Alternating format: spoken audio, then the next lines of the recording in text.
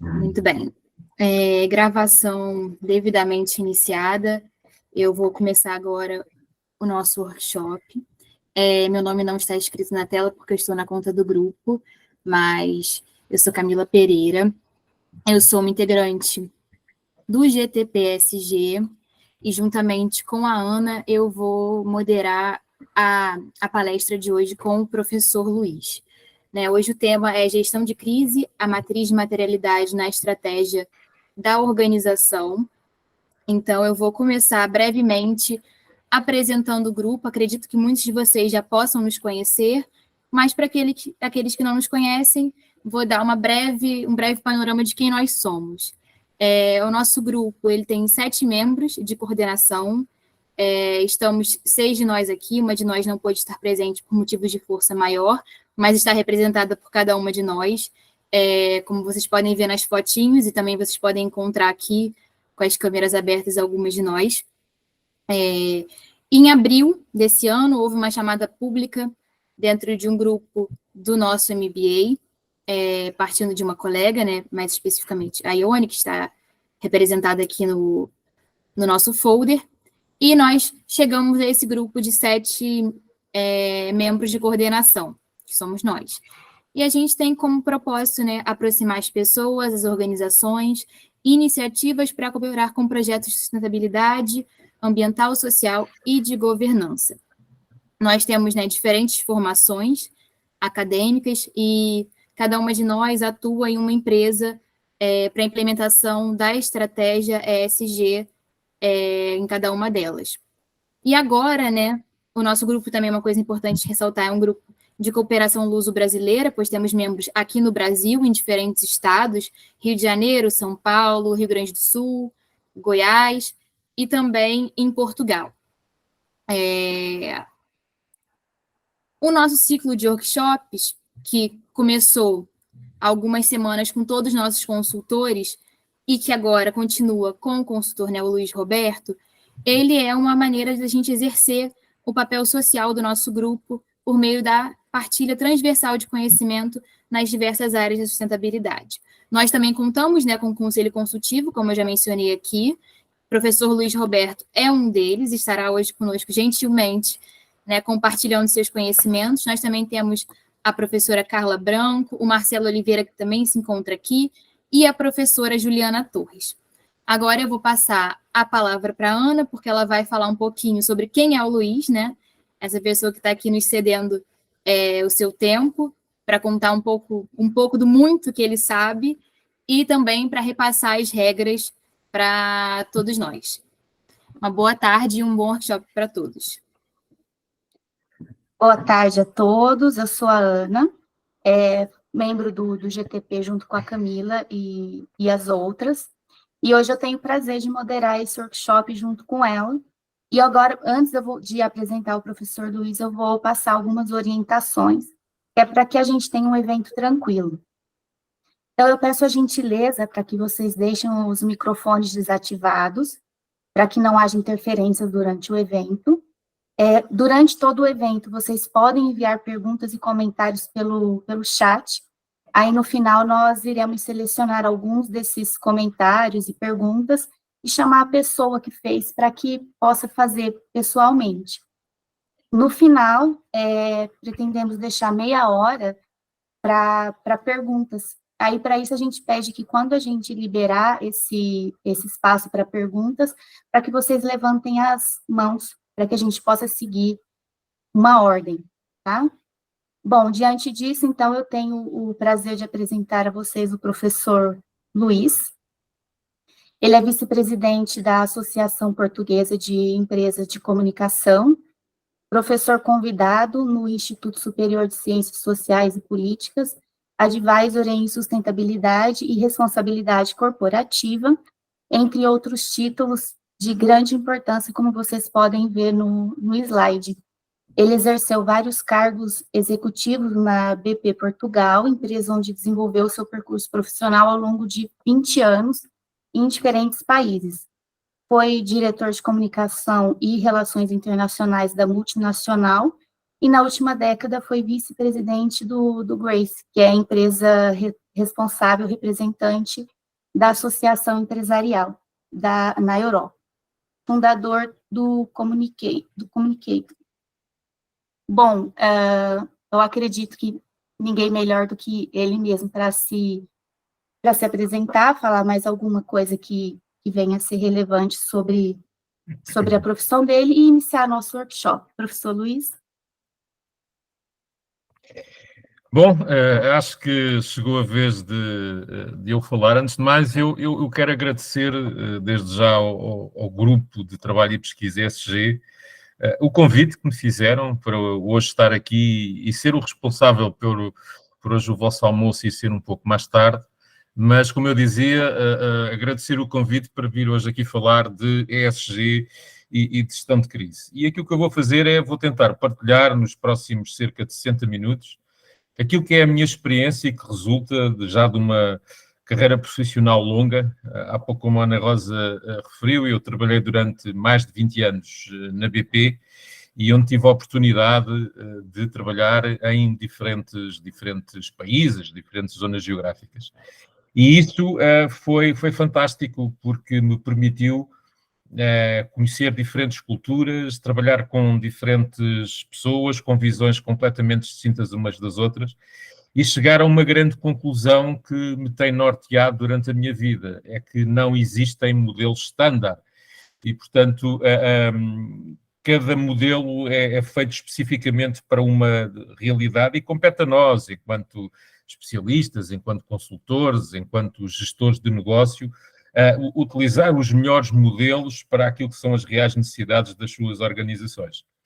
Bom, posto isto, não vale a pena estar aqui a gastar mais tempo nas minhas apresentações. Eu diria que aquilo que vou partilhar convosco é, de facto, o resultado desta minha experiência, mas também da pesquisa que eu tenho feito nos últimos anos, enquanto docente, e também de me considerar ser um observador bastante atento, pelo menos nestas matérias relacionada com a sustentabilidade das empresas.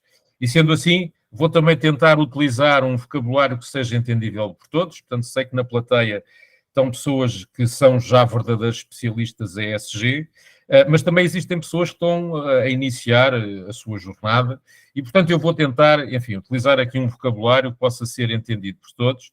E se houver alguma coisa que seja menos perceptível para vocês, como a Ana e a Camila disseram, podem utilizar o chat para colocar as vossas questões e obviamente, que eu, dentro do tempo que me está descrito, eu tentarei responder. Bom, a minha apresentação, eu vou iniciar, aliás, conforme está o sumário aí, vocês já devem ter lido, portanto, eu vou falar sobre os critérios ESG, vou falar sobre gestão de crise e este paralelismo com a materialidade ESG e a gestão de crise, como é que a gestão de crise pode ajudar à criação da matriz de materialidade e depois partilhar convosco, talvez, aquilo possa ser o mais importante, que é um caso prático que eu, de facto, vivi intensamente, e depois partilhar também 2 projetos sociais que nasceram, se quiserem, desta ligação, ou desta interligação, melhor dizendo, entre aquilo que é a gestão de crise e a materialidade ESG. Portanto, e agora o seguinte, eu vou começar com 2 questões, e a primeira questão que eu lanço aqui, que talvez seja o desafio para nós todos, é se pode ou não uma crise ou uma gestão de crise fortalecer uma empresa. E eu devo dizer que ao longo da minha carreira eu sempre vi as crises, e elas podem ser de várias ordens, como aliás iremos ver mais à frente. Eu vi sempre a gestão de crise como uma oportunidade também para as empresas repensarem as suas estratégias e até pensarem no seu posicionamento do mercado e com isso contribuir para aquilo que por vezes é necessário, que é recuperar a sua imagem e a sua reputação. Se pode ou não a gestão de crise ajudar-nos a construir a matriz de materialidade ESG, que é o tema central desta nossa conversa, é isso que vamos ver nos slides seguintes. E, portanto, eu peço para o seguinte. Os critérios ESG, perdoem-me aqueles que enfim, que são já especialistas e que andam e que já têm com certeza projetos desenvolvidos e implementados nesta área, mas eu acho que vale a pena nós, enfim, situarmos sobre o que é que são de facto os critérios ESG. E eu digo isto porquê? Porque se nós experimentarmos, se formos ao Google e fizermos uma pesquisa sobre critérios ESG, com certeza que vamos encontrar milhares e milhares de descrições sobre aquilo que são os critérios ESG. E eu acho bom e útil para nós, como ponto de partida, situarmos o que é, ou o que são os critérios ESG, na minha modesta opinião. E aquilo que eu normalmente costumo dizer é que os critérios ESG devem ser entendidos como uma licença para operar. Uma licença para operar das organizações e uma forma de mitigar os riscos da gestão da sustentabilidade.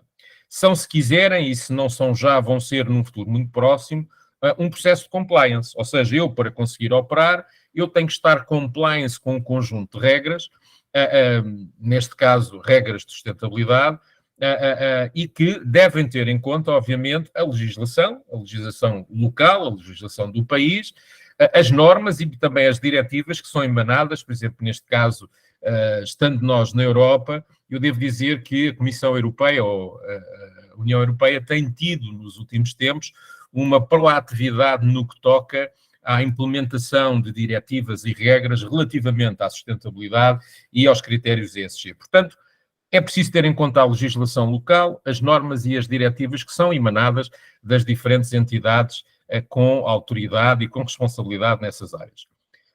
Os critérios ESG, na minha opinião, ajudam também a preparação da estratégia de negócio para o futuro.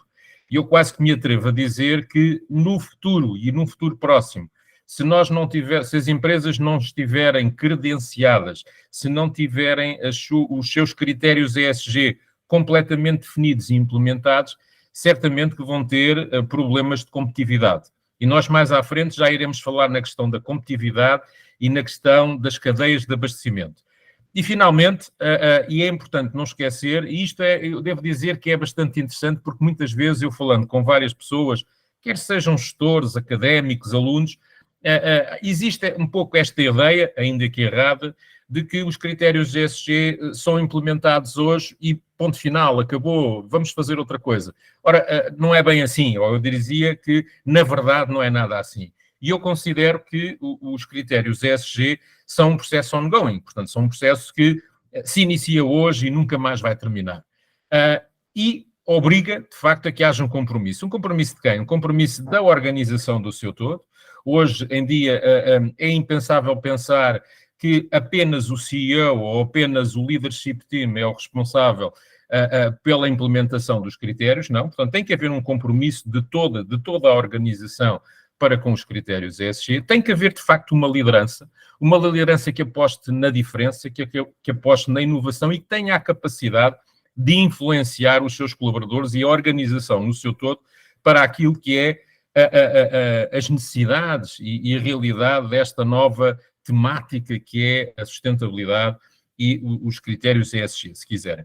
E, finalmente, a cultura de sustentabilidade. A cultura de sustentabilidade, eu diria que é fundamental, é vital, é essencial, é crucial para uma organização. Quer isto dizer que a cultura de sustentabilidade obriga a que todos na organização saibam qual é que é o objetivo da implementação da sustentabilidade e dos critérios ESG, que saibam quais são os benefícios e que saibam, sobretudo, qual é que é o seu papel, qual é que é a sua responsabilidade dentro da organização e de que forma é que podem contribuir para esses mesmos objetivos. Só quando tivermos tudo isto interligado, portanto, as pessoas com os objetivos, com a empresa, etc., é que eu consigo ter uma cultura de sustentabilidade que é fundamental para os critérios ESG. Seguinte. Então, Luiz, a gente pode entender que a implementação e a manutenção dos critérios ESG não é um evento isolado ou uma ação pontual, mas sim um processo contínuo que requer atenção e aprimoramento constante. Né? Uma empresa ela não pode simplesmente implementar algumas práticas sustentáveis e dizer que atende os critérios ESG. Ela deve continuamente avaliar e melhorar suas operações e estratégias de acordo com esses critérios. Né? Então, para que isso seja bem sucedido, tem que ser implementado na cultura da empresa, né? Não é uma iniciativa, um projeto social, tem que estar enraizado. Absolutamente, eu não poderia estar mais de acordo consigo. Aliás, muitas vezes fala-se em projeto. Os projetos têm um princípio e têm um fim. Eu gosto mais de chamar um programa. O programa tem um início, mas nunca terá um fim. E, portanto, é verdade quando dizemos que é um processo ongoing, portanto, e não pode ser considerado apenas como uma iniciativa, é algo que tem que ir sendo melhorando, tem que se ir melhorando à medida que a empresa vai avançando também na sua forma de fazer negócio, na sua forma de abordar os seus stakeholders, os consumidores, etc. 100% de acordo.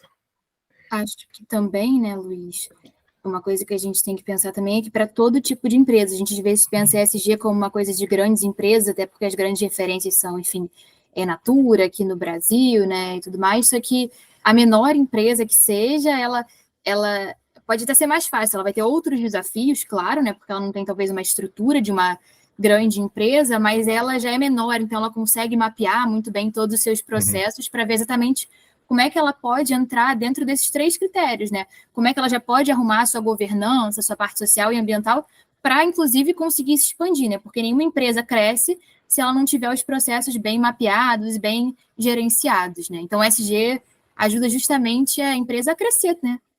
Claro De que uma maneira sim. responsável. Claro que sim, claro que sim. E é completamente errado as pequenas e médias empresas pensarem que os critérios ESG e a sustentabilidade no seu todo é uma disciplina só para as grandes empresas. Isso é completamente errado porque num futuro a curto prazo, a sustentabilidade e os critérios ESG vão determinar a competitividade, o quanto uma empresa pode ser competitiva no mercado onde opera. E isso é verdade, independentemente da sua dimensão, independentemente do setor ou da indústria onde as empresas estão a trabalhar. Portanto, embora existam obrigatoriedades para as pequenas e médias empresas que só vão acontecer daqui por 2, 3 anos, e aqui estamos a falar, por exemplo, dos reportings, é necessário que as empresas, nomeadamente as PMEs, aquelas que talvez ainda estejam um pouco mais distantes dos grandes objetivos, comecem a trabalhar desde já, porque é uma questão de sobrevivência. Sim. Eu pedia para passar ao seguinte, só para, enfim, não nos perdemos muito, embora este assunto eu não tenho qualquer dúvida que seja apaixonante para todos. Para mim também é, com certeza. Bom, fazendo aqui uma certa ligação ou paralelismo com as crises, aquilo que eu também gostava de partilhar convosco, e isto, uma vez mais, é a minha visão, as crises não escolhem as organizações. E agora falava-se atrás sobre as pequenas e médias empresas e, portanto, as crises aparecem por diferentes motivos, mas elas acontecem independentemente do setor da atividade, da dimensão, da maior ou menor credibilidade. Às vezes pode-se pensar, aquela empresa é bastante credível, é bastante conceituada, tem uma reputação enorme, portanto nunca vai ter uma crise. Não, isso não é verdade e eu já vou-vos explicar porque é que isso não é verdade. São acontecimentos, as crises que vão surgindo são acontecimentos com potencial verdadeiros para afetar a reputação das organizações. E nós temos casos, certamente vocês conhecerão imensos, ou alguns, são públicos, que afetaram negativamente a reputação da organização e que levaram anos depois essas mesmas empresas a tentar reposicionar-se ou pelo menos a tentar recuperar a organização. É interessante, e isto eu gostava de partilhar convosco, que em 90% dos casos que têm acontecido nos últimos tempos, ou nas últimas décadas, em 90% dos casos, as situações de crise são previsíveis. Portanto, ou seja, eu se tiver ou se investir parte do meu tempo a fazer um planeamento cuidado, a trabalhar uma gestão de crise em antecipação, em 90% dos casos eu consigo prever o que é que poderá acontecer na minha empresa. Quando estamos aqui a falar de o que é que pode afetar, levanta-se aqui a questão se é que o ESG Framework, que todos nós conhecemos, nos pode ajudar também a identificar as vulnerabilidades ou as situações que podem transformar-se numa crise. E eu quase que diria que sim, e vou pedir para passar ao slide seguinte. Antes de irmos ainda ao ESG Framework, eu queria só partilhar convosco alguma natureza das crises enfim, que podem acontecer. Elas estão relacionadas hoje em dia com problemas financeiros, corrupção, enfim, populados, apropriação, enfim, se está alguém aqui na assistência da área do legal ou advogados sabe, enfim, do que é que eu estou a falar. Muitas das vezes as crises surgem por reorganizações e hoje em dia, em função das crises económicas e financeiras que temos visto, há muitas organizações que têm a necessidade de se reorganizarem e isso muitas vezes leva a terem que emagrecer a sua organização e, portanto, e lá vêm os despedimentos e lá vem uma situação de crise nas empresas. Podemos, enfim, estar a falar aqui de outro tipo de naturezas relacionados com os produtos ou serviços que as empresas comercializam ou produzem, a falta de qualidade dos produtos, a utilização de mão de obra infantil, como, enfim, já aconteceu com algumas empresas até de renome internacional, sabotagem ou atentados, enfim, casos aqui mais drásticos, os ciberataques, atenção, há uns anos atrás esta não era com certeza uma vulnerabilidade e hoje em dia é preciso dizer que a nível global, no último ano, os ciberataques cresceram qualquer coisa como 42%. Aqui na Europa, Portugal, por exemplo, é o terceiro país onde no ano passado teve mais ciberataques. Em primeiro lugar foi o Reino Unido e em segundo lugar está a Alemanha. Portanto, ou seja, ciberataques é uma nova fonte de crises que é preciso estarmos atentos, raptos, enfim, que vão também acontecendo, e catástrofes naturais e, enfim, temos também tido um pouco por todo o mundo conhecimento de algumas catástrofes que podem inclusivamente afetar a reputação das organizações ou gerar uma crise com grandes impactos nas organizações. Portanto, era só para vos dar aqui uma ideia destas crises e agora sim, passando ao framework ESG, que todos certamente conhecerão, eu diria que se olharmos para aquilo que são os pilares ESG, nós facilmente encontramos aí determinados critérios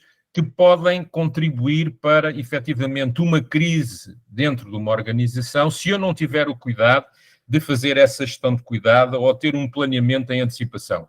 Aí a vermelho estão algumas, enfim, algumas iniciativas ou algumas ações que podem, efetivamente, provocar uma crise numa organização, como seja o controle da poluição. Enfim, se eu tiver uma empresa que produz um determinado tipo de produto ou material e que afeta o ambiente, contribuindo drasticamente para a poluição, eu posso ter aqui uma crise dentro da organização. O uso sustentável da água, ou seja, se eu tiver uma atividade e que esteja a fazer um consumo de água completamente despropositado, pode também gerar uma crise. Se passarmos para aquilo que é o pilar S, a questão, já falámos aqui há pouco das reorganizações e hoje fala-se e do impacto que isto tem nas pessoas. Hoje em dia fala-se muito em well-being, conforme vocês sabem. Portanto, eu dentro das próprias organizações e dentro daquilo que é o meu pilar de social, eu se não tiver efetivamente estes cuidados, estas preocupações relacionadas com a diversidade, a igualdade e a inclusão,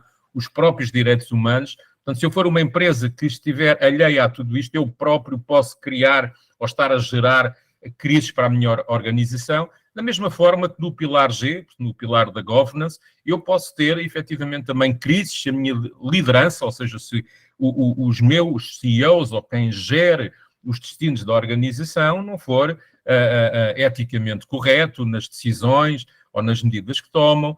O próprio reporte de informação ESG, que agora começa a aparecer e é uma novidade para as empresas, vamos mais à frente falar sobre a clareza, sobre a transparência que é preciso, portanto, ou seja, e o próprio combate à corrupção. Portanto, tudo isto leva-nos a concluir que o que está no framework pode efetivamente contribuir e ajudar a identificar as vulnerabilidades, não só na perspectiva dos critérios ESG, mas também na perspectiva da gestão de crise. E daí a tal interligação ou interconectividade que eu vos falava no início. Seguinte. Esta talvez seja, eu não queria passar sem trazer ou partilhar convosco aquilo que são e aquilo que eu considero as 5 etapas para chegar à materialidade ou à matriz de materialidade das organizações. Penso que para alguns isto não será nenhuma novidade, mas este eu diria que é o caminho que normalmente segue para a construção da matriz de materialidade. Primeiro, necessário compreender o ESG Framework. Portanto, não vale a pena eu, sendo consultor, sendo um especialista, sendo um responsável de uma área que dentro de uma organização está a tentar definir ou criar a sua matriz de materialidade, primeiro que tudo eu tenho que conhecer efetivamente o ESG Framework. Portanto, tenho que estudar um pouco, tenho que perceber o que é o ESG Framework e a partir daí começar, enfim, a trabalhar nos passos seguintes. A identificação, está aí como etapa 2, a identificação dos key stakeholders. Vocês sabem perfeitamente a importância que os key stakeholders têm e as suas perspectivas, ou as perspectivas que eles têm sobre o ESG dentro da organização. Eu só chamo aqui a atenção por uma coisa que normalmente é esquecida e que resulta, lá está, da experiência que eu tenho tido a trabalhar com algumas empresas. Nós, normalmente, quando fazemos o Stakeholder Analysis ou Stakeholders Mapping, uma das questões que se lança normalmente às empresas é perguntar, bom, não se esqueçam de considerar os stakeholders críticos para a organização. Os stakeholders críticos são aqueles que normalmente aproveitam qualquer momento para dizer mal da organização. E há sempre uma grande dificuldade por parte das organizações em conseguir identificar esses stakeholders. Eu sei que não é um exercício fácil, mas dizer que todos os stakeholders que a empresa tem são todos amigos, são todos apoiantes da organização, se pensar um pouco, por vezes isso não é verdade. Portanto, ou seja, aproveitem também esse momento para identificar aqueles stakeholders que, por vezes, podem ser negativos à organização e sobre os quais eu tenho que ter uma atenção especial. Pesquisar os estándares do setor. Hoje em dia existem alguns setores, e vocês sabem disso, que já têm alguns estándares para o ESG. Por exemplo, é o caso da banca, não é? Na Europa, aqui nomeadamente em Portugal, existem já estándares ESG para determinados setores. Portanto, ou seja, eu quando estou a definir ou a criar a minha matriz de materialidade, convém perceber se a empresa para a qual eu estou a trabalhar, ou onde trabalho, faz ou tem ou não já alguns estándares definidos. O ESG Data Collection, que é a etapa número 4, é importantíssima. Portanto, eu preciso de recolher dados para perceber efetivamente qual é que é o posicionamento da empresa relativamente aos critérios ESG e, portanto, isso pode me levar efetivamente a ter que fazer consultas internas, mas também externas. E, finalmente, o ESG Issues, e desculpem aqui os inglesismos, mas às vezes é difícil traduzi-los, é, de facto, também um passo importante e aqui a minha sugestão é que utilizem sessões de brainstorming, realizem workshops com a vossa organização no sentido de identificar as áreas de impacto do ESG. E desta forma, eu, tendo percorrido estas 5 etapas, eu consigo, efetivamente, iniciar a minha matriz de materialidade ESG. Obviamente, daqui para a frente existe todo um outro conjunto de passos, mas não é hoje nosso objetivo passar para além daquilo que é a matriz de materialidade. Seguinte. Só um minutinho, Luiz. Paulo, eu vou te pedir, eu anotei seu nome aqui, e assim que a gente abrir para perguntas, eu vou te chamar, tudo bem? Eu vi a sua mão levantada, tá? Obrigada. Mas já anotei seu nome aqui.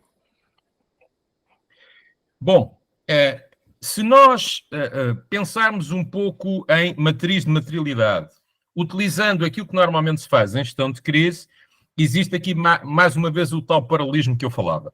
Para quem não está habituado ou para quem ainda não teve a possibilidade de trabalhar em gestão de crises, eu devo-vos dizer, e mais uma vez esta é a minha visão e o resultado da minha experiência de vários anos, a gestão de crise está dividida em 3 grandes áreas ou 3 grandes fases. A primeira é preparar, a segunda é responder à crise e a terceira é melhorar.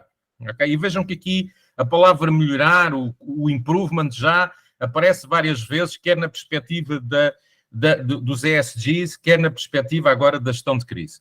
Quando nós estamos a falar em preparar, é fazer um pouco aquele trabalho que eu falei há pouco atrás. Portanto, é uma avaliação do risco e planeamento. É a identificação das vulnerabilidades, é a identificação do risco e é efetivamente aquilo que eu tenho que fazer se efetivamente uma crise acontecer. Tudo isto é feito dentro desta fase, desta primeira fase, que é eu preparar-me para a crise. A fase número 2, que é responder, bom, aqui eu estou perante uma crise, portanto a crise já instalou, já foi decretada a crise dentro da organização, e o que é que eu tenho que fazer em primeiro lugar? Em primeiro lugar eu vou ter que avaliar, não é? Estou perante uma crise que pode ser considerada uma catástrofe, estou perante uma crise que afeta a minha empresa, afeta mais empresas, afeta uma província, um estado, um país, portanto este tipo de avaliações tem que ser feito precisamente para eu ativar os mecanismos de travagem desta crise. O segundo passo, e ainda dentro do responder, é ativar, como eu vos dizia agora, não é? Portanto, eu tenho a necessidade de ativar os mecanismos que fazem parte do plano, portanto, eu não me vou pôr a inventar nesta altura, eles no planeamento, ou na fase em que eu planeei, eu tenho que ter descrito que para um determinado tipo de crise, portanto, uma catástrofe, por exemplo, eu tenho que ativar determinados mecanismos, determinados meios, determinados recursos humanos, determinadas infraestruturas. E depois vou ter que executar, não é? Portanto, se é um incêndio, eu vou ter que ter os bombeiros, as forças de segurança, efetivamente, ou a equipa de crise da própria organização para efetivamente executar e degolar aquilo que é a crise.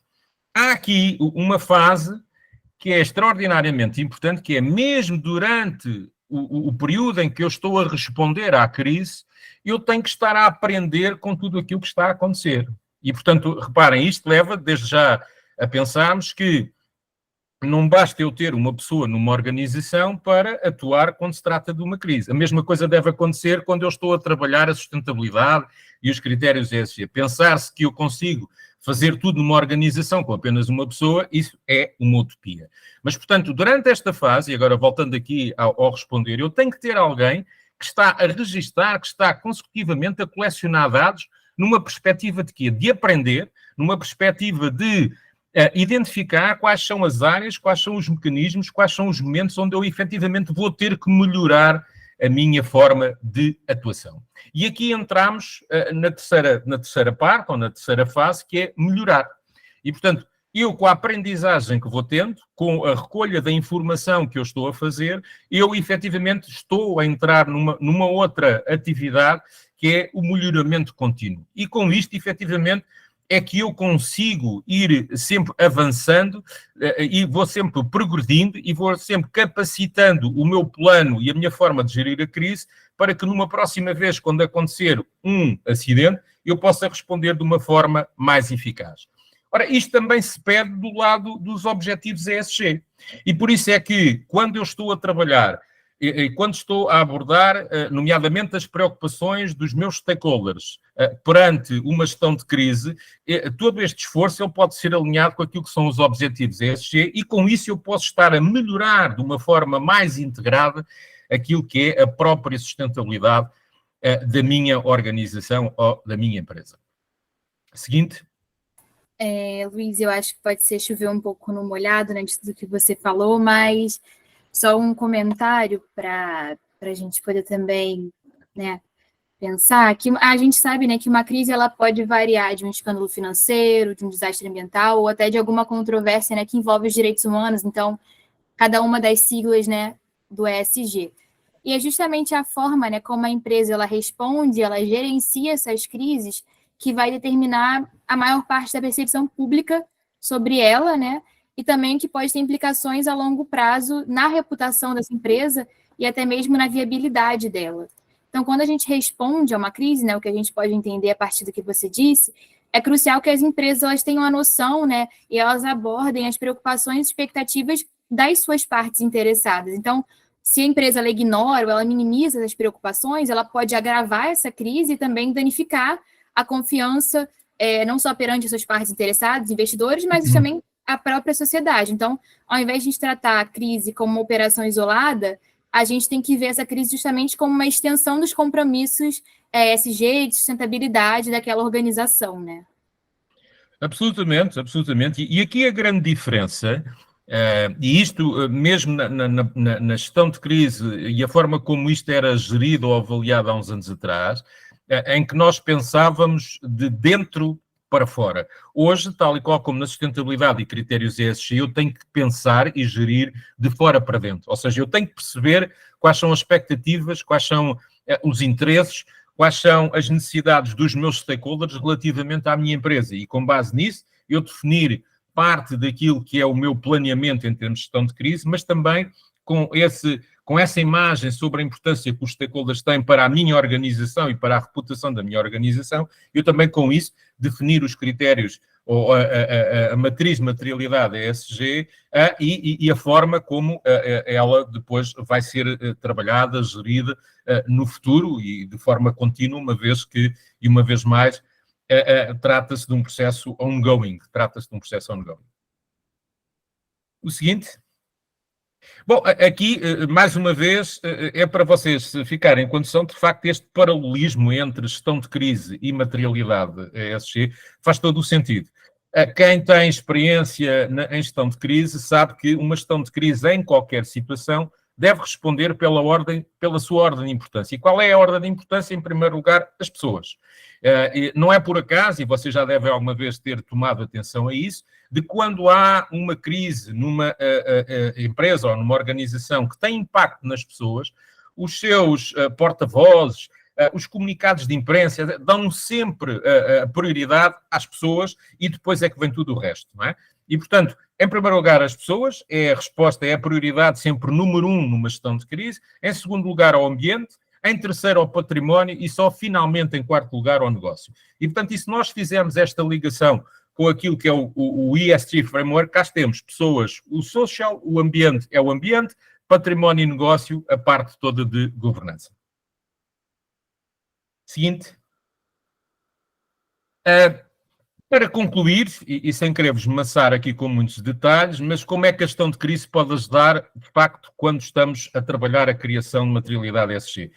Eu identifiquei aqui 4, há mais, com certeza. Eu identifiquei 4, talvez que sejam aqueles que me parecem importantes para esta nossa discussão. Em primeiro lugar, a vulnerabilidade.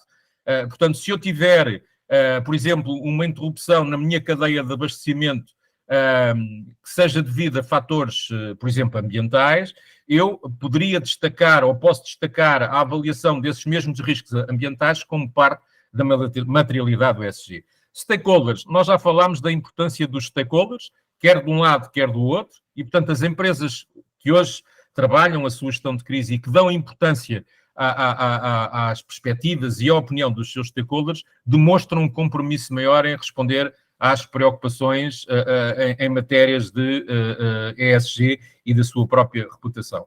O Data Collection, também já vimos, quer de um lado, quer do outro, a importância que tem para, enfim, definir qual é a minha posição e de que forma é que eu posso contribuir enquanto organização para a compreensão sobre a materialidade, por exemplo, social, se estivermos a falar de impactos sociais, e depois o Continuous Improvement, mais uma vez, portanto, as empresas que estão comprometidas com a melhoria contínua após uma crise são mais propensas a incorporar todas essas considerações quando estão a trabalhar a sua raiz ou a sua matriz de materialidade e as suas próprias estratégias de sustentabilidade. Seguinte. Bom, como eu vos disse, eu tinha aqui um caso prático para partilhar convosco, um caso prático que eu vivi bastante perto e que trabalhei e que tive de trabalhar com todos os meus colegas do grupo e que tem a ver com o acidente do Golfo do México que aconteceu em 2010. Eu penso que alguns de vocês, se calhar, eram bastante novos na altura e, portanto, ainda não davam a devida importância a estas matérias, mas certamente alguns, pelo menos, já ouviram falar do que aconteceu. Tratou-se de um desastre, enfim, na BP. A esta distância, eu hoje continuo a dizer que era algo que nunca deveria ter acontecido. O que é facto é que aconteceu, portanto, e tratou-se de uma explosão na plataforma Deepwater Horizon, portanto, que está localizada, ou que estava localizada no Golfo do México. Portanto, há uma explosão na plataforma. Essa explosão levou, efetivamente, ao colapso da própria plataforma, impactando, tendo aqui um impacto humano bastante acentuado. Portanto, com a explosão houve 11 vítimas mortais, 17 feridos, e também, não menos importante, houve todo um ecossistema que foi afetado. Isto, enfim, em toda a costa do Golfo do México, vai desde a costa da Louisiana e o próprio Golfo, enfim, nos milhares de quilómetros de extensão. E este, pronto, foi de facto o acidente que criou um impacto enormíssimo à empresa, não só no continente americano, onde ele teve lugar, mas também, enfim, nos diferentes continentes onde a BP opera, e aqui na Europa, e em Portugal e Espanha, foram efetivamente também associadas, que sentiram o impacto reputacional e, enfim, causado por este acidente, como eu vos comecei por dizer, que nunca deveria ter acontecido, e nunca deveria ter acontecido porque vale a pena aqui recordar que a BP sempre foi uma empresa, e eu vivi com esta empresa durante 20 anos, sempre foi uma empresa que investiu imenso nas questões de segurança, e, portanto, só, enfim, um conjunto de acontecimentos que sucederam, enfim, ininterruptamente, levaram, efetivamente, a que este acidente ou esta catástrofe pudesse ter acontecido. Seguinte. É importante dizer, para quem não teve conhecimento à época, de que desde que há a explosão e o colapso da plataforma até ao encerramento do poço, propriamente dito, que se situava a vários milhares de quilómetros de profundidade, decorreram 5 meses. Portanto, durante 5 meses, o poço de petróleo, ou enfim, de crude, em concreto, esteve a derramar crude para a superfície do mar, em toda a extensão que vocês já viram, e, portanto, só a 19 de setembro, ou seja, desde 20 de abril a 19 de setembro, houve todo um conjunto de atividades, de operações, houve várias tentativas de selar o poço e efetivamente em junho o poço chegou a estar selado durante umas horas, e isso para nós, como devem imaginar na altura, foi fantástico, mas de facto, derivado às pressões, o poço voltou outra vez a derramar crude, e portanto, mas para vocês terem uma ideia, foi de facto uma operação sem precedentes. E estão em alguns números, só para vocês terem uma noção, enfim, isto não é marketing, é só para terem uma noção da amplitude, da dimensão e dos meios que estiveram envolvidos. E na altura, durante este período, estes 5 meses, estiveram envolvidos em todas as operações de retenção do derrame, 6.400 barcos, 123 aviões, mais de 1.100 quilómetros de barreiras de contenção, portanto, para não permitir que o crudo alastrasse para além das zonas já afetadas. É interessante que foram recebidas, mesmo assim, foram recebidas mais de 100 mil propostas com possíveis soluções para selar o tanque. Eu mesmo aqui em Portugal, devo dizer, em Lisboa, eu recebi na sede gente que vinha com propostas para fazer a ABP para selar o poço.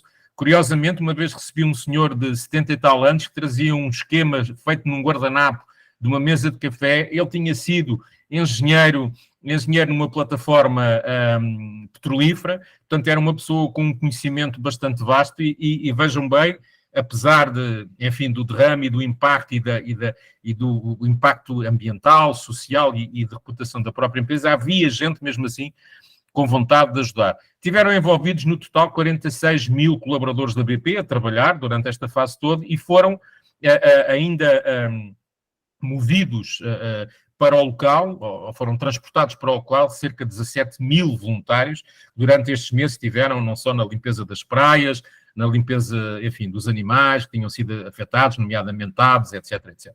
Portanto, vejam a amplitude deste, que teve, de facto, um impacto bastante grande na empresa, na reputação da empresa, mas, e essencialmente, aquilo que importa aqui falar é no impacto que causou, quer social, quer ambiental.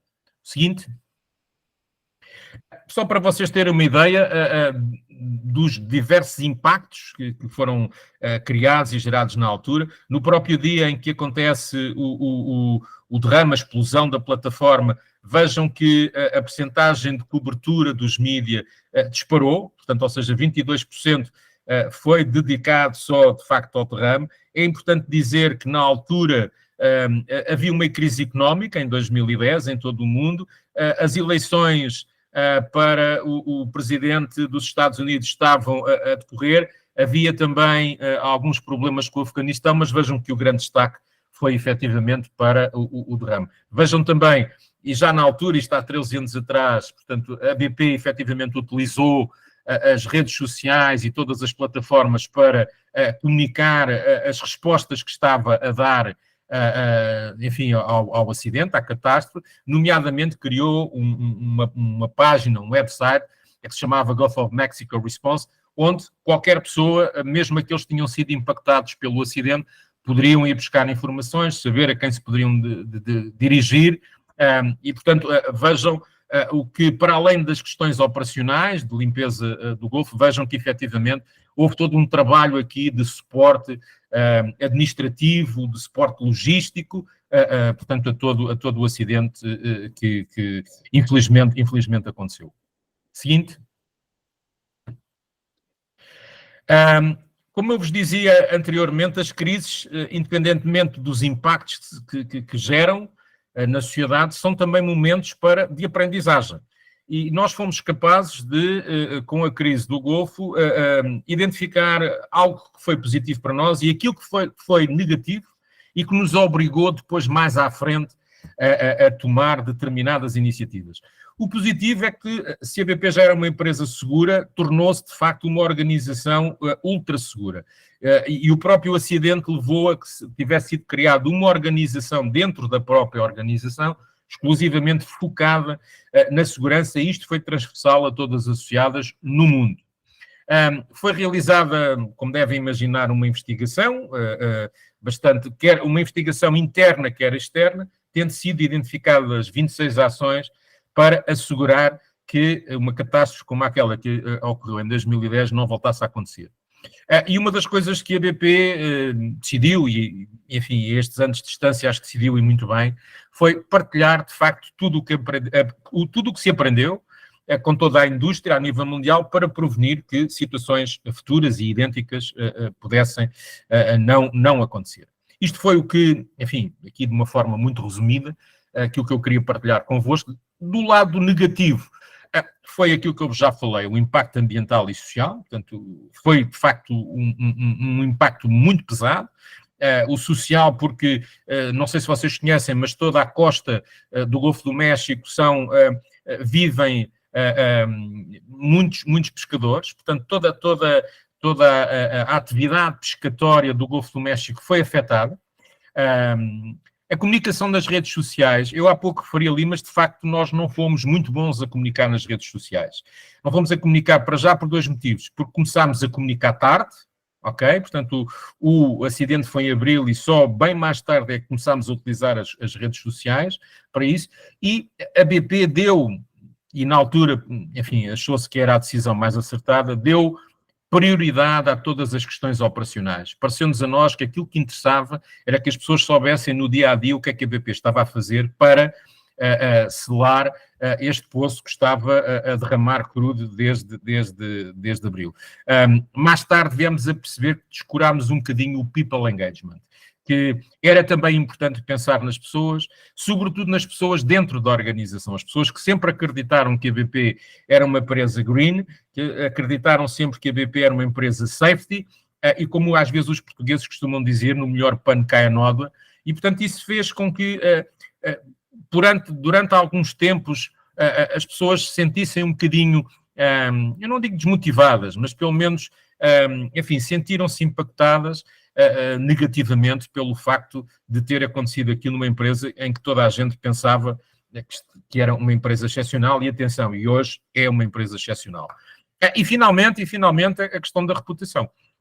A reputação, eu devo aqui dizer que foi um trabalho extraordinário, um trabalho árduo. Eu próprio esteve envolvido na recuperação da reputação de Portugal e de Espanha, na altura, e devo dizer que até atingirmos níveis reputacionais antes do Golfo, nós demorámos 2 anos a atingir esses níveis. Houve gente em Portugal que durante o tempo do acidente entregaram, por exemplo, os seus cartões de frota, os seus cartões de abastecimento, dizendo estou aqui para devolver o cartão porque vocês não são dignos de eu ser vosso cliente. Portanto, mesmo em países fora dos Estados Unidos, isso aconteceu em Portugal, aconteceu em Espanha e aconteceu em muitos outros países da Europa. Portanto, a reputação foi um trabalho, embora negativo, apareça aqui como um sinal menos, mas foi de facto um trabalho extraordinário que foi feito e, como eu vos disse, demorámos 2 anos para atingir níveis reputacionais iguais àqueles que tínhamos antes de acontecer o acidente. Seguinte.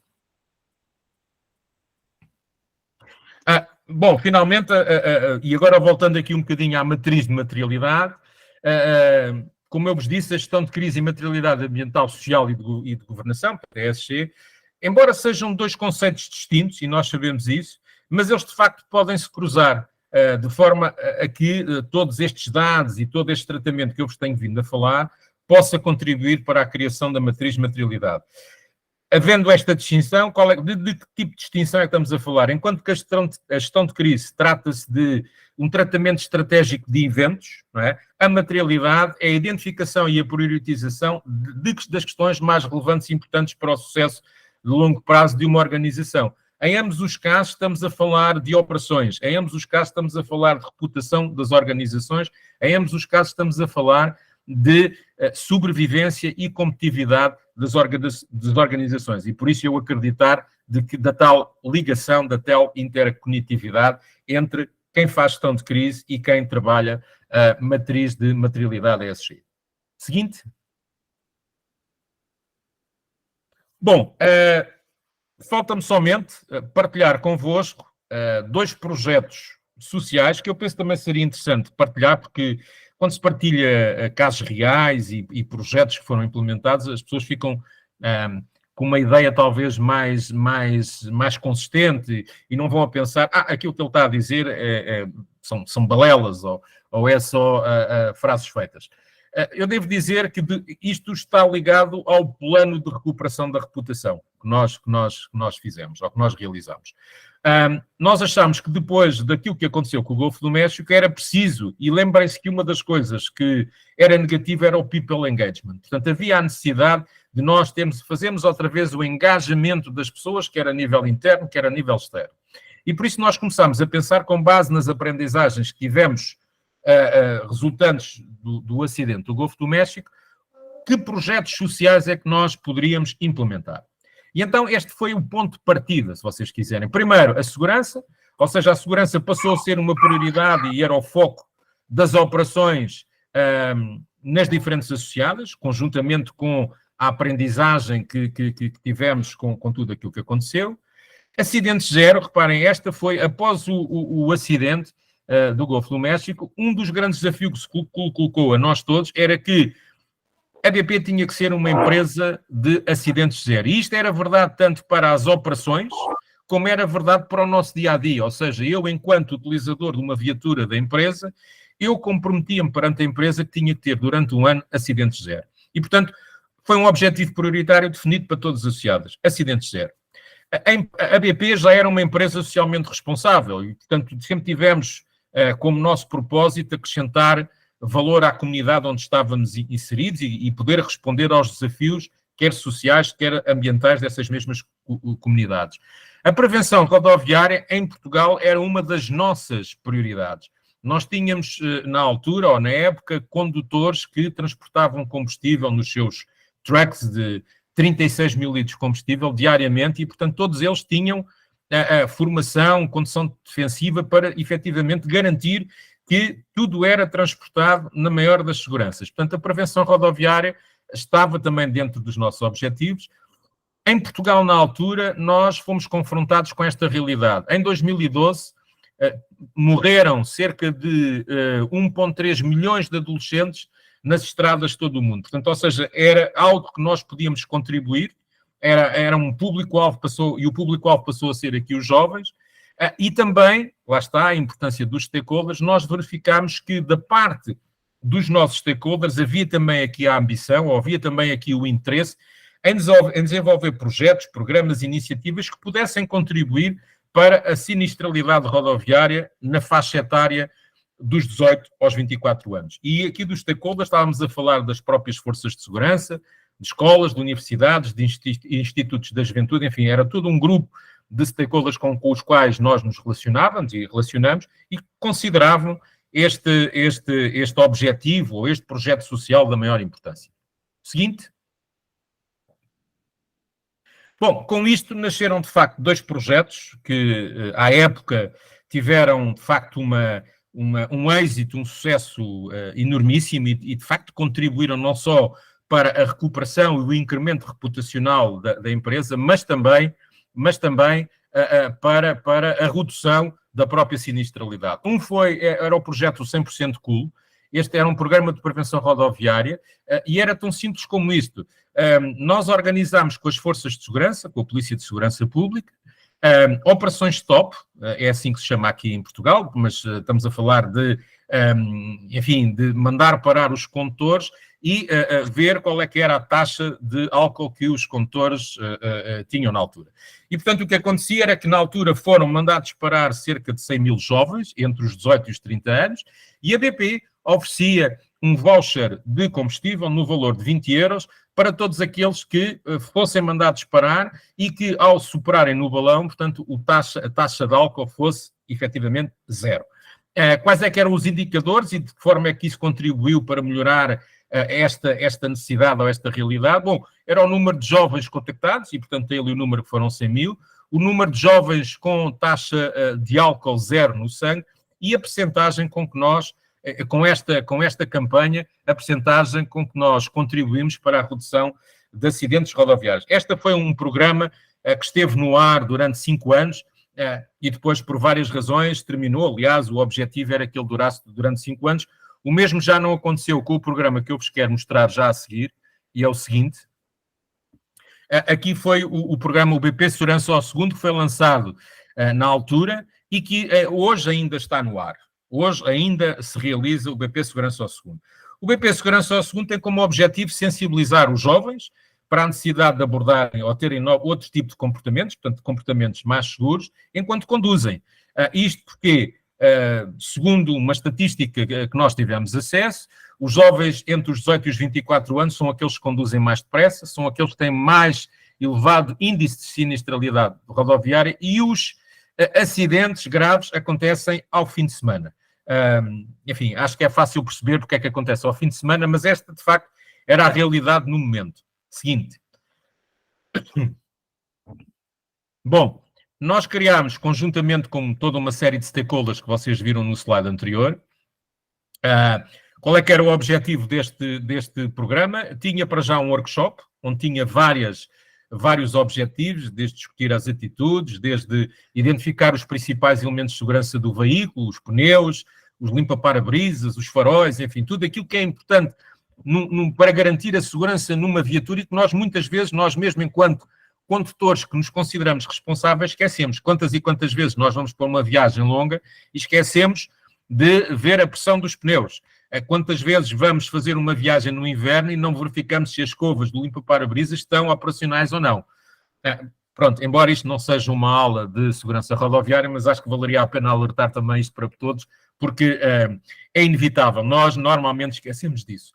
Para além deste workshop, o grande desafio é que os alunos, porque isto é feito através das escolas, são convidados a construírem spots publicitários de 30 ou 40 segundos sobre a prevenção rodoviária.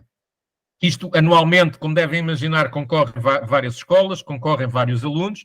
Há depois um júri nacional que elege o maior spot publicitário e, sendo o Rock in Rio, ou tendo sido o Rock in Rio um dos nossos parceiros, anualmente, ou 2 em 2 anos, aqui em Portugal, o spot publicitário era passado nas telas ou nos ecrãs gigantes do Rock in Rio realizado em Lisboa. Mais uma vez, os indicadores, o número de escolas envolvidas, o número de jovens participantes e a percentagem de redução dos acidentes rodoviários. Seguinte. Bom, e cheguei ao meu último slide de apoio. Eu queria só, enfim, deixar esta marca, os 2 projetos que eu partilhei convosco, não é só para vocês pensarem ou ficarem a pensar, mas aqueles indivíduos e o Luís Roberto que trabalhou naquela organização durante mais de 20 anos são os maiores, são fantásticos. Não, quer dizer, a razão pela qual eu partilhei isto é porque é possível, a partir de uma aprendizagem, a partir de uma catástrofe que nós tivemos que gerir, que tivemos que avaliar, tivemos que executar e aprender com ela, o que é possível fazer e a ligação que nós podemos, de facto, incorporar quando falamos de materialidade ESG. Para terminar, dizer-vos só isto. A gestão de crise, de facto, e por aquilo que vimos, fornece vários tipos de insights que podem contribuir para a identificação e para a definição de prioridades das questões de materialidade ESG. Há uma coisa que nós, entretanto, não nos podemos esquecer, é que em qualquer dos casos, o conhecimento do negócio é absolutamente essencial. Portanto, a minha última mensagem para todos é especialistas, consultores, gente que está agora a iniciar a sua jornada ESG, a sua jornada de sustentabilidade. É bom, é necessário conhecermos todos estes conceitos, estas metodologias, mas, sobretudo, e para quem tem a responsabilidade de definir,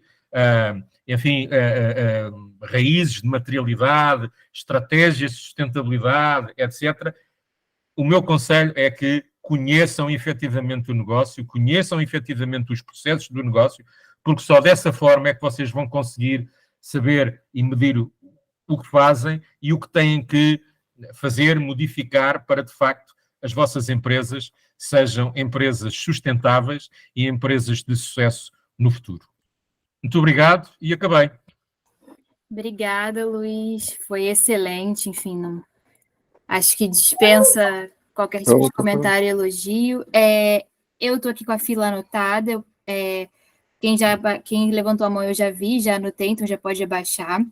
A gente tem 3 pessoas que levantaram por voz e uma por chat. Essa pergunta por chat eu vou ler em terceiro lugar, porque tem outras 2 pessoas na frente. A primeira pessoa que levantou foi o Paulo. Paulo, à vontade.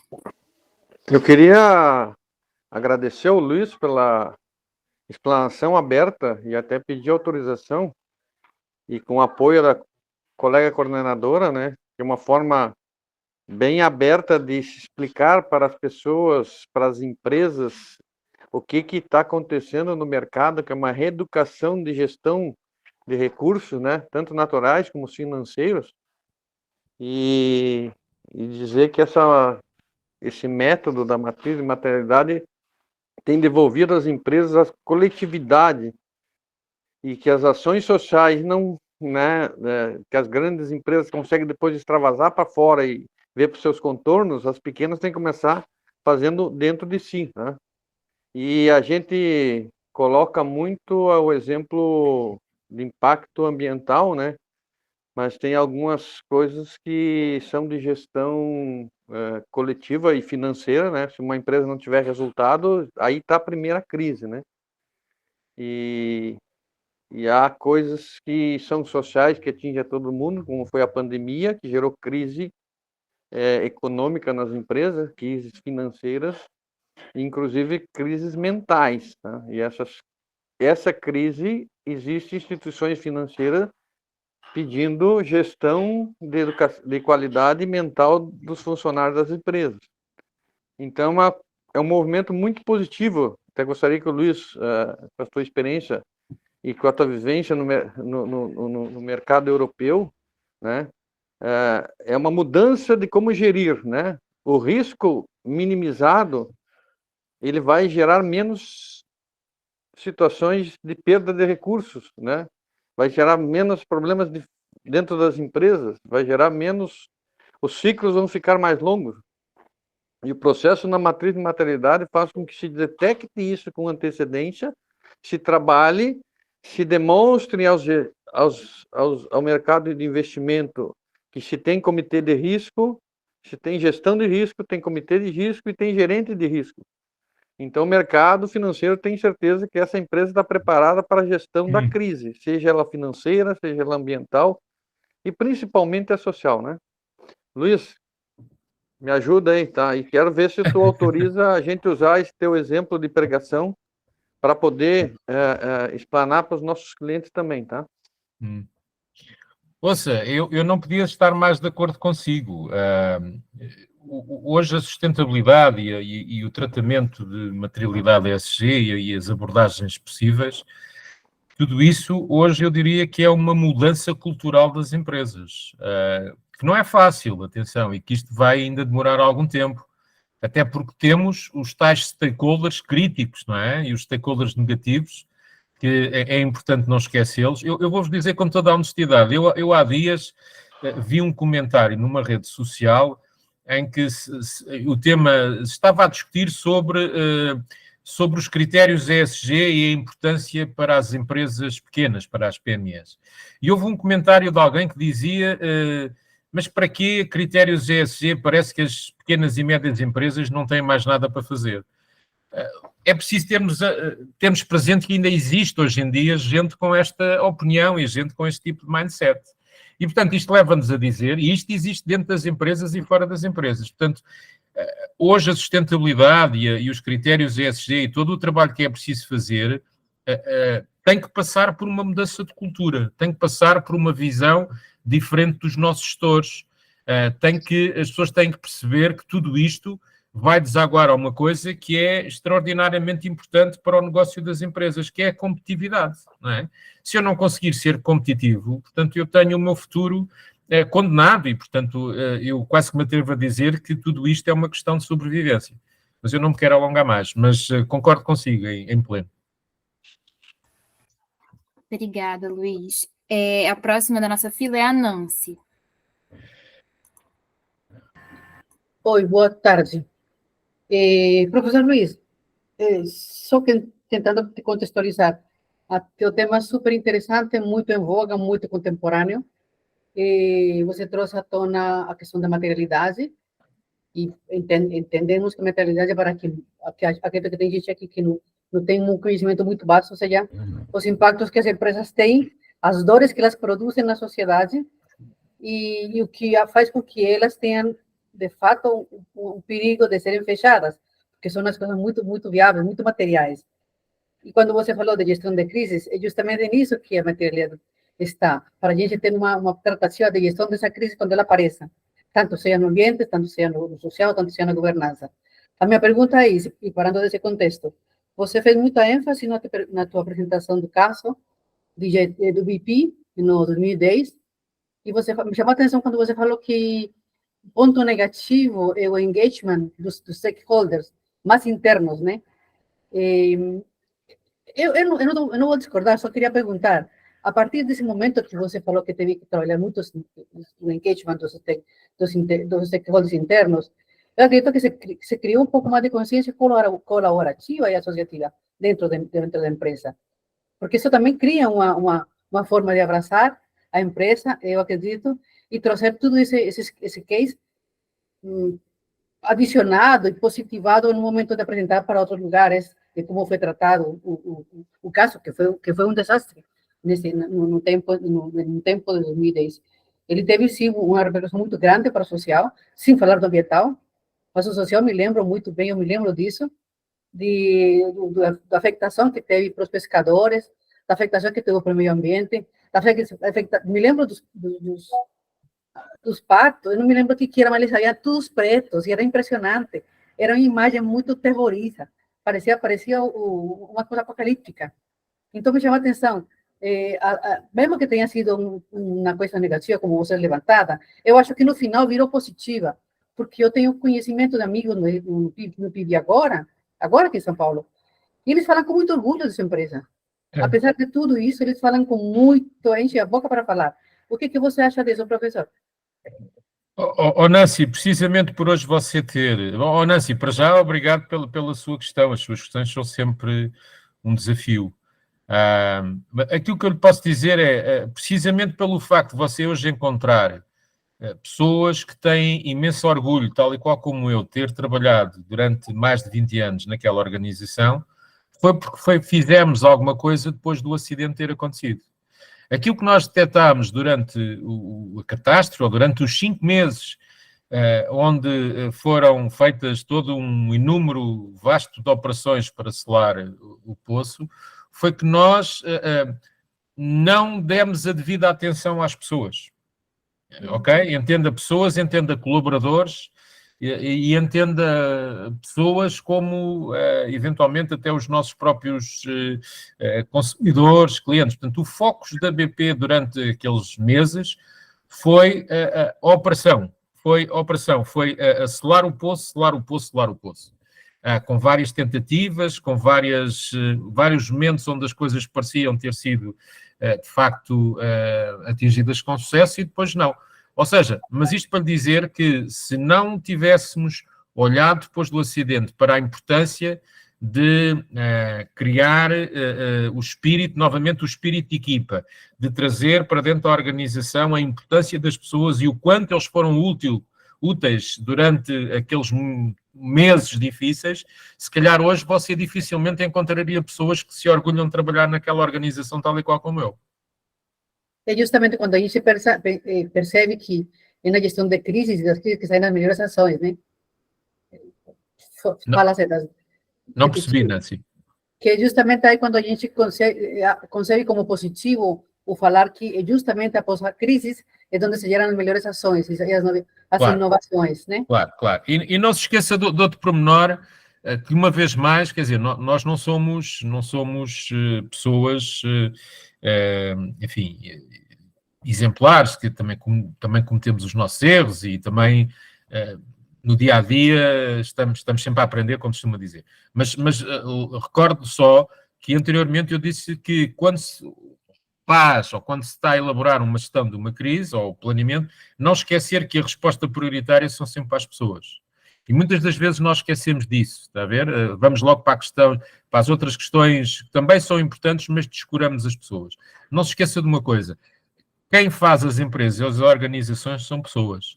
Se nós temos nas nossas organizações pessoas desmotivadas, pessoas que não acreditam no propósito da empresa, pessoas que desacreditam da sua liderança, essas empresas também, à partida, estão condenadas ao insucesso, independentemente se têm ou não a sua matriz de sustentabilidade definida.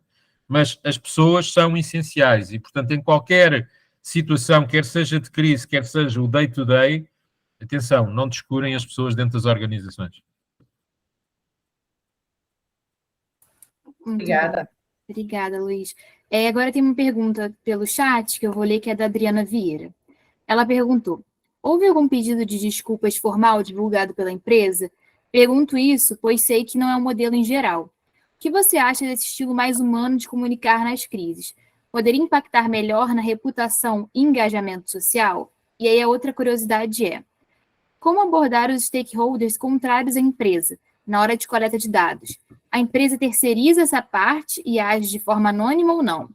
Como fazer essa abordagem na prática de forma ética e eficaz? Foram essas. Muito bem, portanto, são várias perguntas. Eu devo dizer com toda a honestidade só consegui captar duas.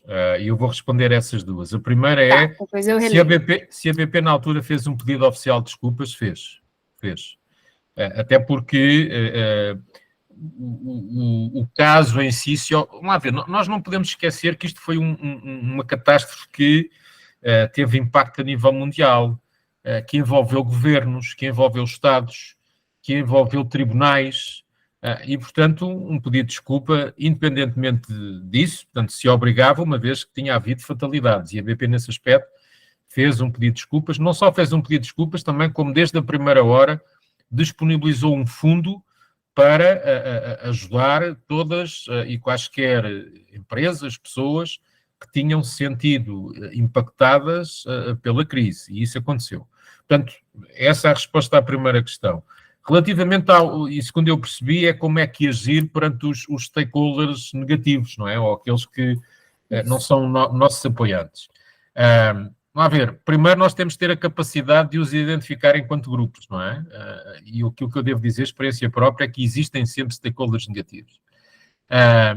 Vamos lá ver, não compete às organizações educarem os seus stakeholders, não é? Os stakeholders é que têm que se rever dentro daquilo que é o propósito das organizações com que interagem. Eu posso, efetivamente, do ponto de vista de comunicação, do ponto de vista de relacionamento institucional, eu posso criar ou desenvolver várias ações de charme, chamemos-lhe assim, para trazer esses stakeholders que podem ser ou estar mais afastados para mais perto daquilo que é o propósito da empresa e os objetivos da organização.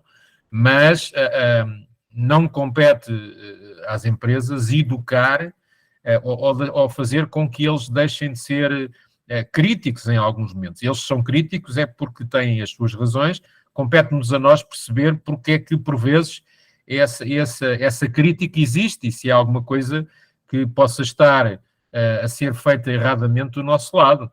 Agora, não somos, obviamente, ou não nos compete a nós ser educadores dos stakeholders que são para nós críticos, ou menos apoiantes. Obrigada, Luiz. Só como a gente já está quase 10 minutinhos, a gente só quer falar uma pequena coisinha e a gente vai voltar com as perguntas, tá, gente? A gente sabe que tem mais algumas pessoas na fila. Ana. Microfone.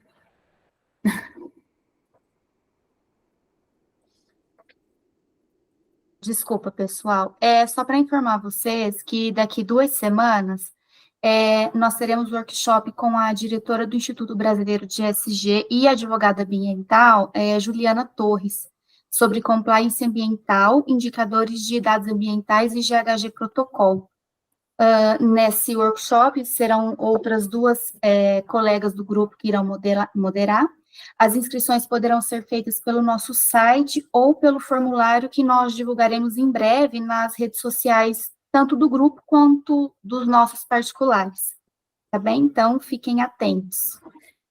E aí, aproveitando, né, enquanto a gente está dando continuidade às perguntas, eu deixo aqui o QR Code para avaliação do workshop. Enfim, aí vocês já podem aproximar os celulares de vocês para avaliar, mas a gente ainda tem 9 minutinhos, tem mais 2 pessoas inscritas, 3 pessoas inscritas para falar por voz, e tem algumas perguntas aqui no chat. Caso não tenha tempo, vocês podem encaminhar essas perguntas para o e-mail do grupo e a gente tenta ver uma devolutiva para vocês assim que possível. A próxima pessoa da nossa fila é o André Senador. Boa tarde a todos. Eu quero primeiro aproveitar para mandar um abraço a esse parceiro, Luiz Roberto. Oi, André! Cumprimentá-lo por essa extraordinária apresentação, um verdadeiro show. Obrigado. Uma capacidade enorme aí de transmitir conhecimento, informação de uma maneira muito estruturada e, ao mesmo tempo, muito inovadora, né? Porque essa ideia de integrar a gestão de crises com ESG é fabulosa. Parabéns, Luiz, parabéns. E cumprimento também o grupo de trabalho por oferecer essa oportunidade para todos nós aí. Uma pergunta muito rápida aqui, Luiz, para dar oportunidade aos demais também. Você citou o fato de que a empresa se transforma profundamente após uma crise, com todos os aprendizados, com todas as vivências que ela coleta nesse processo. Eu fazia parte da diretoria da Volkswagen quando daquele episódio que ficou conhecido como Dieselgate, já conversamos sobre isso, e também foi profunda a transformação que o grupo Volkswagen viveu depois disso. Agora, por que você, na sua opinião, acha que as empresas, antes de uma crise, por muitas vezes, não se preparam tanto, não priorizam tanto? E qual seria a maneira de sensibilizar organizações para se prepararem melhor antes de que um episódio pudesse acontecer em suas trajetórias? Grande abraço, Luiz.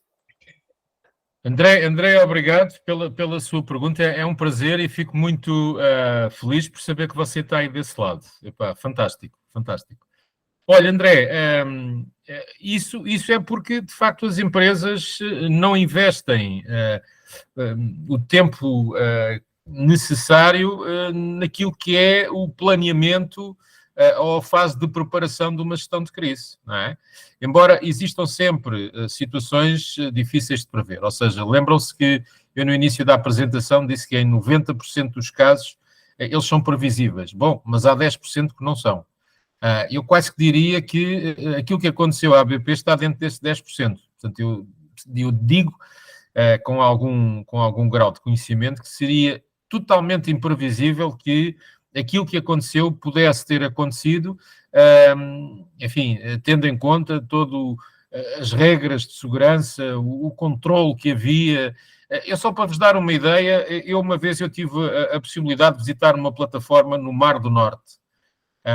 E devo-vos dizer que eu tive que ir um dia antes para a Escócia para ter um dia de formação de como é que eu deveria movimentar-me na plataforma no Mar do Norte. Portanto, ou seja, eu fui um mero visitante, portanto, não era um trabalhador. As pessoas que trabalham nas plataformas têm uma formação exigentíssima. Portanto, ou seja, em teoria, eu quase diria que era imprevisível que isso acontecesse. O que é facto é que aconteceu, e se calhar eu atrevo-me aqui a dizer que aquilo que aconteceu está dentro dos 10%. Mas mesmo assim, nunca é demais nós investirmos em preparação, em planeamento, em poder antever aquilo que pode acontecer e a forma de mitigar eventuais impactos decorrentes dessa crise. Portanto, planeamento é talvez a palavra-chave que eu gostaria de deixar. Obrigada, Luiz. A próxima pessoa na fila é a Cíntia.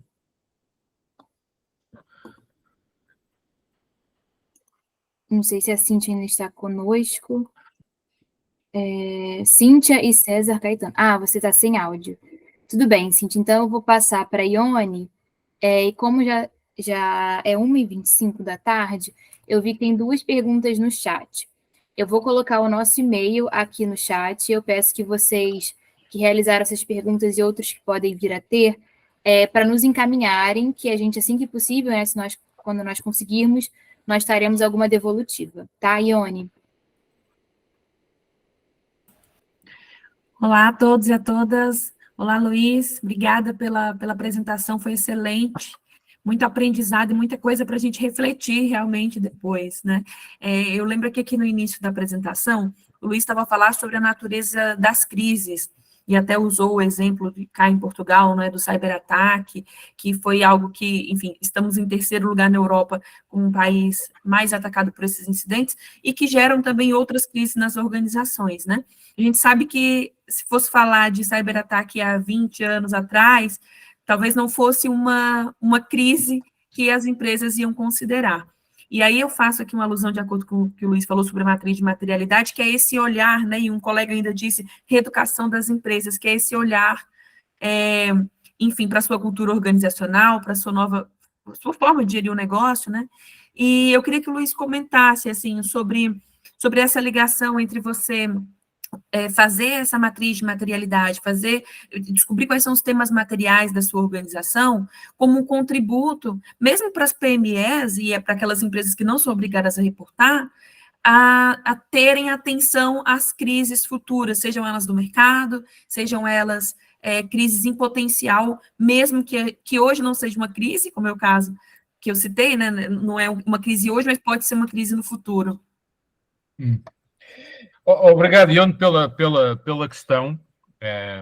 Eu devo dizer o seguinte, embora os relatórios para as PMEs só sejam obrigatórios a partir de 2026, é importante que as PMEs comecem a trabalhar desde já por uma razão muito simples.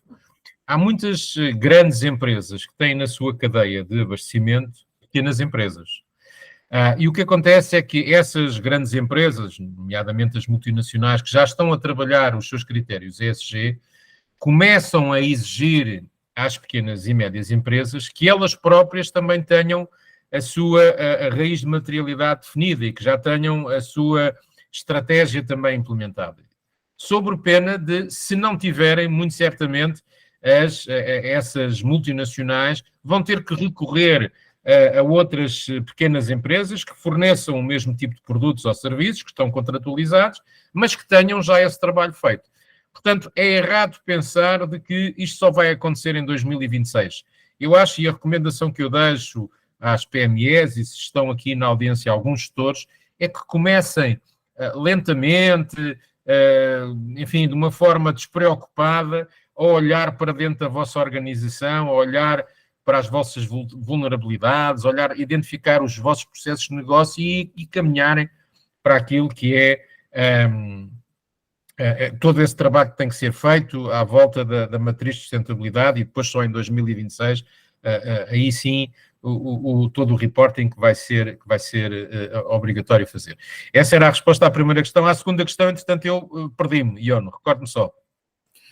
Não, basicamente era isso, né? Mas era esse olhar entre a questão da gestão de crise como da materialidade como oportunidade para essas empresas, mesmo as que não são obrigadas nem em 2028 reportar, né? Quanto à gestão de crise, a recomendação que eu faço mesmo às pequenas empresas é que também façam esse trabalho. Quer dizer, não se esqueçam que é um investimento que estão agora a fazer, mas que vai-vos garantir tranquilidade, sucesso, estabilidade em qualquer momento no futuro. Eu vou só vos dar um exemplo de uma vez, de um exercício que eu estava a fazer até nem era cá, foi feito na Holanda, em que estávamos a trabalhar precisamente o plano de gestão de crise. E estávamos num brainstorming e estávamos a identificar os potenciais riscos de gestão de crise daquela associada na Holanda. E, enfim, já tínhamos inventariado quase tudo, e há um colega que vem à janela do office e está ali, enfim, a pensar um bocado, olha para o céu e vê um avião que estava a preparar-se para se fazer à pista no aeroporto, que era pertíssimo ali do office. E ele diz assim, alguém pensou que um avião um dia pode cair aqui em cima do office? E repare, este risco passou a constar dentro do plano. Portanto, ou seja, isto é só para vos dar um exemplo que às vezes as mais banalidades, as mais coisas improváveis podem acontecer e acho que elas devem ser consideradas, quer no momento em que estamos a identificar os riscos numa gestão de crise ou a trabalhar interligados com aquilo que é a materialidade ESG. É só mais um exemplo daquilo que às vezes pode passar despercebido, mas olha que cair-nos um avião em cima da cabeça e então se estivermos na rota do aeroporto pode perfeitamente acontecer. Obrigada, Luiz. Pessoal, eu gostaria de finalizar, mas eu também queria deixar de aviso para vocês que o contato do Luiz está disponível no nosso site, tá? www.gtpsg.com e, né, sei que nem todos vão gravar, mas está tudo lá nas nossas redes sociais, enfim, LinkedIn, Instagram, vocês conseguem chegar ao nosso site através delas e, enfim, qualquer outro contato que vocês queiram fazer com o Luiz, tenho certeza que será bastante proveitoso, então recomendamos que vocês consultem nosso site, vejam a biografia dele e entrem em contato assim que possível, porque vai valer muito a pena. Já para agilizar, né, eu gostaria de agradecer ao Luiz, primeiramente, claro, né, pela disponibilidade, pela aula que deu para a gente, e a participação de cada um de vocês, e, claro, a Ana, né, pela moderação conjunta, a quem eu passo a palavra agora. Obrigada a você, Camila. Agradeço mais uma vez ao professor Luiz por esse workshop que foi tão rico. Agradeço a presença de todos vocês. Foi muito bom compartilhar todo esse conhecimento do professor Luiz com todos vocês. Então, muito obrigada a todos e tenham uma excelente semana. Luiz, não sei se você tem alguma consideração, mas... Bom, somente despedir-me de vocês, pedir-vos desculpa por hoje eu ser o único responsável por irem almoçar tarde, mas os fusos horários são mesmo assim. Dizer que eu gostei de estar deste lado, espero que, pronto, aquilo que eu fui dizendo aqui tenha contribuído para, enfim, aumentar o nível de conhecimentos. Dar os parabéns à Ana e à Camila por a moderação e pelos comentários e repetir aquilo que já vos tinha dito em off, que se vocês fossem minhas alunas, passavam com distinção. Obrigado a todos e até uma próxima. Obrigada, Luiz. Tchau, tchau, gente. Uma boa tarde. Obrigada, meninas. Obrigada. Obrigada, boa tarde. Nos vemos de Tchau, até mais. Obrigado. Obrigada. Deus e Ana. Obrigado, boa Obrigada, tarde. Luiz. Obrigada, Tchau. Marcelo. Obrigada, meninas. Foi ótimo, maravilhoso. Obrigada, Renata. Obrigado, Ione. Obrigada, querido. Um abraço. Tchau. Tchau, Ione. Tchau, Luiz. Até a próxima. Tchau, Ana. Obrigada. Tchau, tchau. Obrigada.